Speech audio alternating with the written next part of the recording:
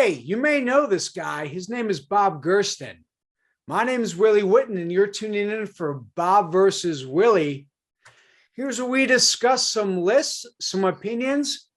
Bob has a lot more knowledge than I do. I used to say it the other way, but I get an education every time I speak with Bob.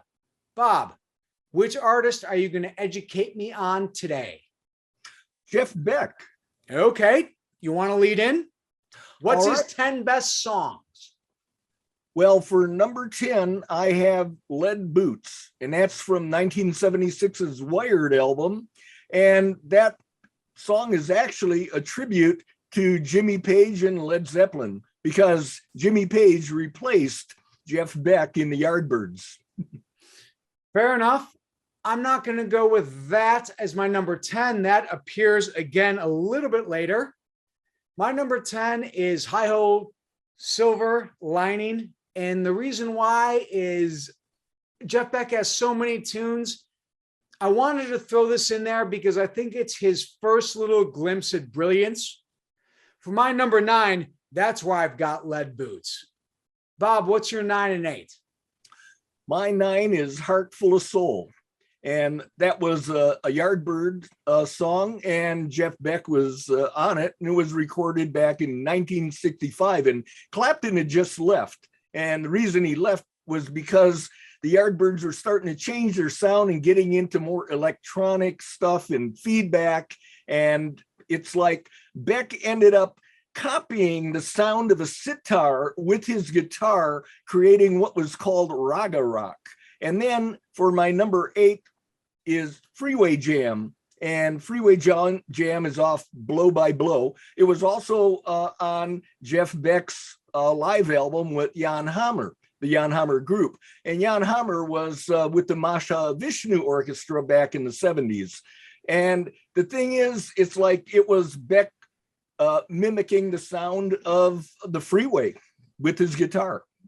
And in that way, Bob, we've spoken about this before. I put Beck very high up on my list, not just the list that we talk about decade by decade. He's one of my favorites of all time. Like you said, the ability to mimic sounds that are not purely musical is one of my favorite things about him. You mentioned a Blow by Blow song. I'm going to go with a different one. Number 8 to me is Scatterbrain. It's sort of that middling part of what I would consider his early career. I love that. Number 7, I'm going to go back to the beginnings, and I'm going to talk about Truth, and I'm going to say Shapes of Things. The first track off of the Truth album. This is a joint effort, and I think that when people hear Jeff Beck and some of his older stuff, they forget that the guy who was singing there was none other than who, Bob? Rod Stewart. Yep. Yeah, on the first 2 albums, he had Rod Stewart and Ron Wood, the guitar player, who both Stewart and Ron Wood ended up in the Faces after that. And then Ron Wood ended up being a guitar player for the Rolling Stones. So the thing is, for number 7 for me, I have Beck's Bolero, and that's off Truth.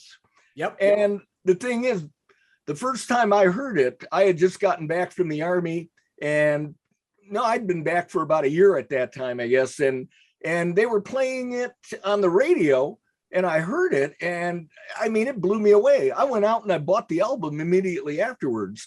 And the thing is, that song, when it was being made, it was actually written by Jimmy Page.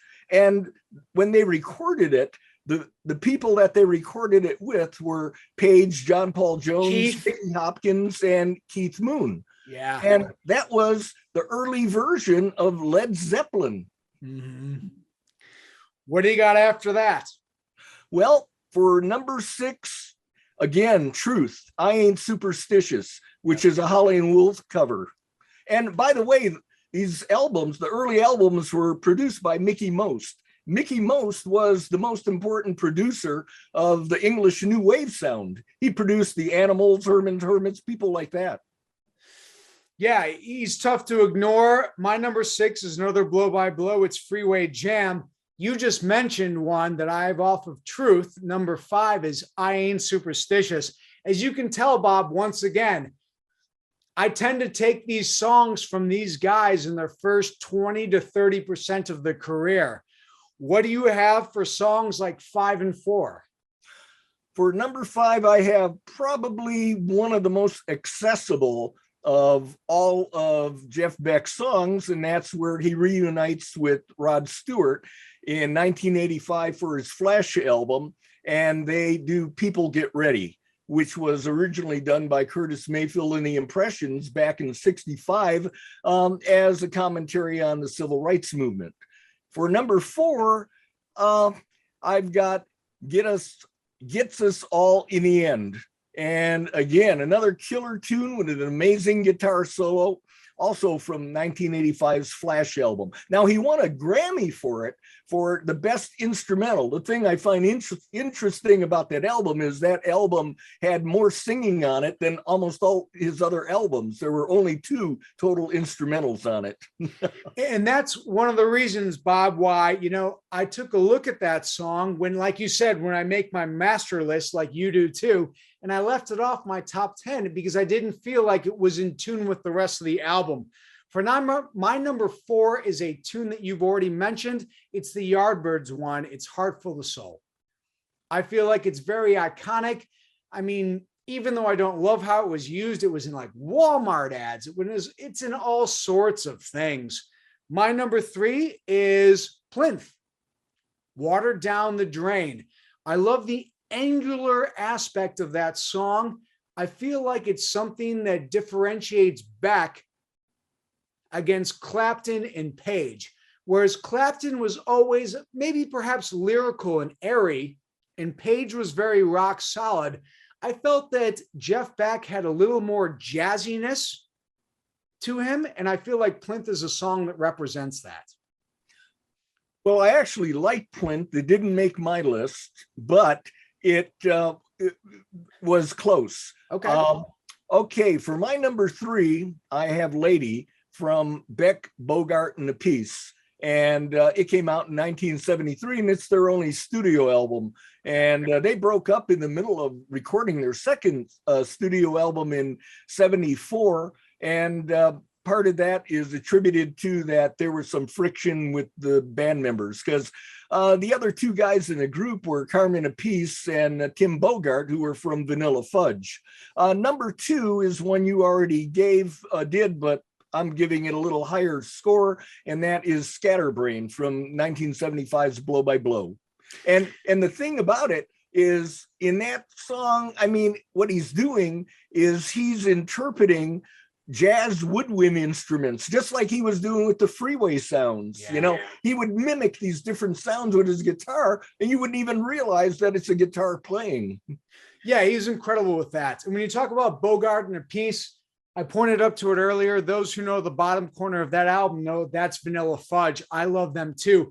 My number 2, I did this to you with the Grateful Dead list. I have Morning Dew. I think he does a great rendition of it. Maybe I'm just partial to that song. My number 1 is a song that you already mentioned. You said you came back from the Army and had to go out and get the album. I'm wondering why you didn't put Beck's Bolero higher, because that's my number 1, Bob. What do you have that's better than Beck's Bolero?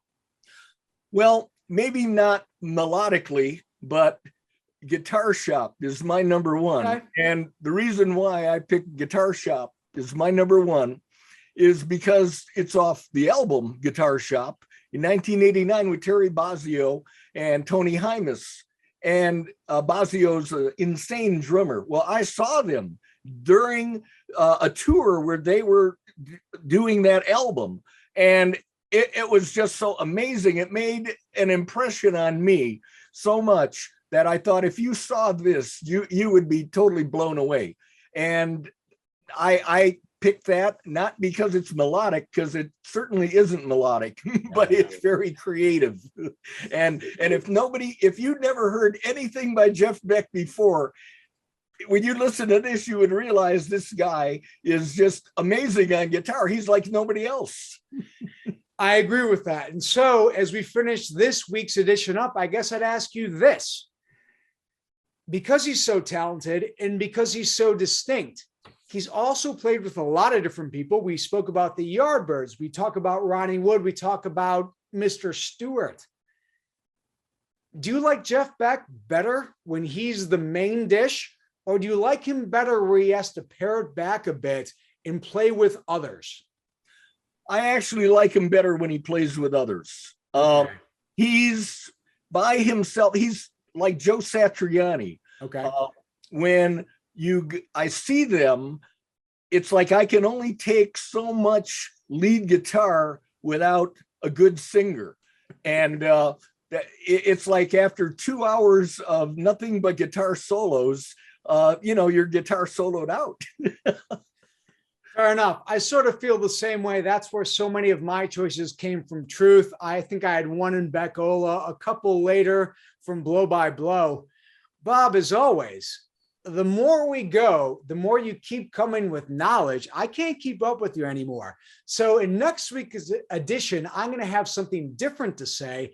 I'm going to take the lead on knowledge, but that's next week. For this week, Bob Gersten, Willie Witten, leave your comments in the section. Beck is a polarizing guitar player. Some love him, some hate him. Please tell us what you think about it. We'll catch you next week on Bob versus Willie.